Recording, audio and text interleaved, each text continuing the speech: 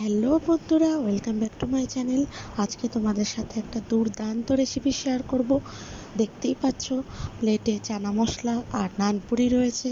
তাহলে আজকে তোমাদের সাথে দুটো অবশ্য নয়, আজকে একটা রেসিপি শেয়ার করব আর একটা নেক্সট ভিডিওতে শেয়ার করব।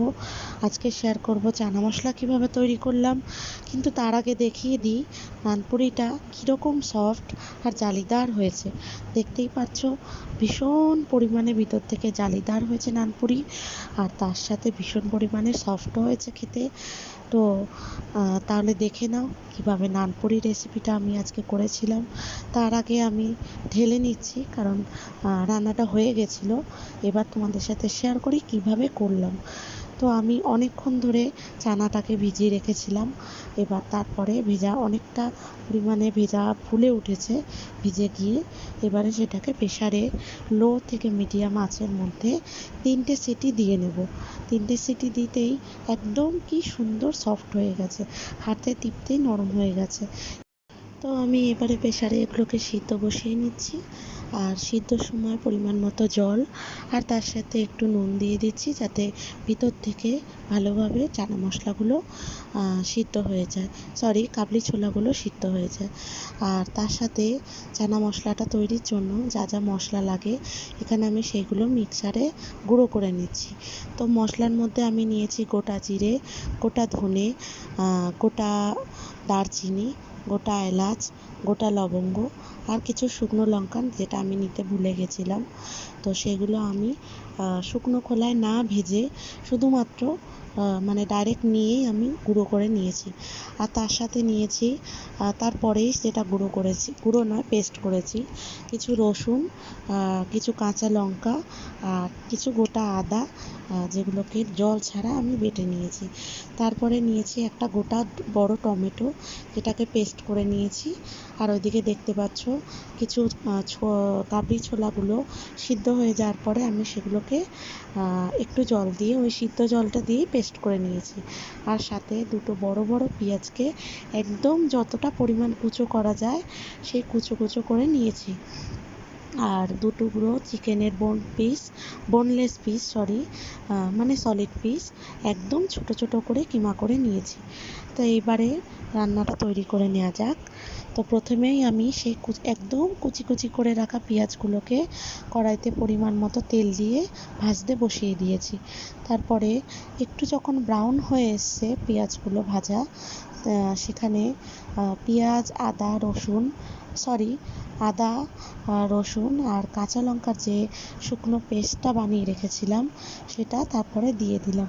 সেটা যখন একটু ভাজা হয়ে এসছে, তার মধ্যে আমি একটু হলুদ গুঁড়ো আর একটু পরিমাণ মতো লঙ্কা গুঁড়ো দিলাম। যেহেতু আমি প্রথমেই কাঁচা লঙ্কা দিয়েছিলাম, সেই জন্য ঝালটাকে ব্যালেন্স করে, মানে যে যতটা ঝাল খায় সেই রকমভাবে আমি গুঁড়ো লঙ্কা দিয়ে দিলাম। এবং পরেও যেহেতু গুঁড়ো মশলার মধ্যে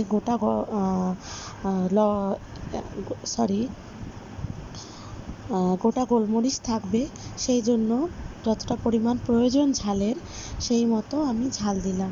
আর সাথে একটু স্বাদ মতো লবণও অ্যাড করে দিলাম।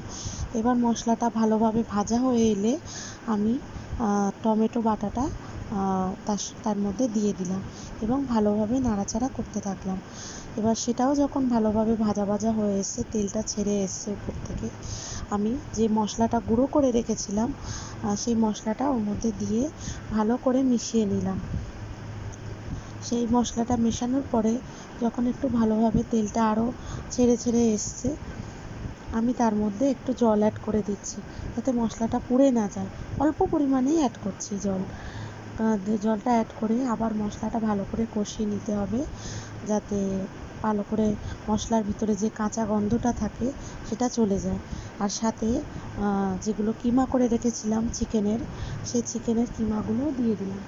অনেকে এখানে পনির অ্যাড করতে পারে, যারা পনির খেতে ভালোবাসে। তো আমিও পনির খেতে ভীষণ পরিমাণে ভালোবাসি, কিন্তু বাড়িতে পনির ছিল না। 2 পিস 3 পিস চিকেন ছিল, সেইখান থেকে 2 পিস চিকেন নিয়ে কিমা করে আমি এই চানা মশলার সাথে দিয়ে দিয়েছি। তো এখানে ওগুলো যখন কষানো হয়ে গেছে, আমি যে কাবলি ছোলাটা সিদ্ধ করে রেখেছিলাম সেটা আমি দিয়ে দিলাম মশলার সাথে। ভালো করে নাড়াচাড়া হয়ে গেলে আমি আবারও একটু জল দিয়ে দিলাম, যাতে একটু গ্রেভি হয় আর ছোলাগুলোও যাতে আর একটু ভালো পরিমাণে মশলার সাথে মিশে যায়। এবারে জল দিয়ে দেওয়ার পরে যে ছোলার যে বাটাটা তৈরি করে রেখেছিলাম একটু মিক্সারে একটু ঘন করার জন্য, সেই বাটাটাও আমি দিয়ে দিলাম। তো একই পদ্ধতিতে কিন্তু বড় বড় রেস্টুরেন্টেও ওরা রান্নাটা করে। যে মশলাটা আমি দিয়েছি এটাই কিন্তু ওদের সিক্রেট মশলা থাকে। তো আজকে আমার চানা মশলা এখানেই রেডি হয়ে গেছে।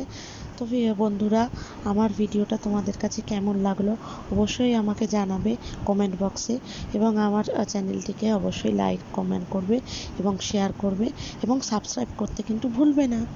আজকের মতো এখানেই ব্লগটা শেষ করছি। সবাই ভালো থেকো, সুস্থ থেকো, টাটা।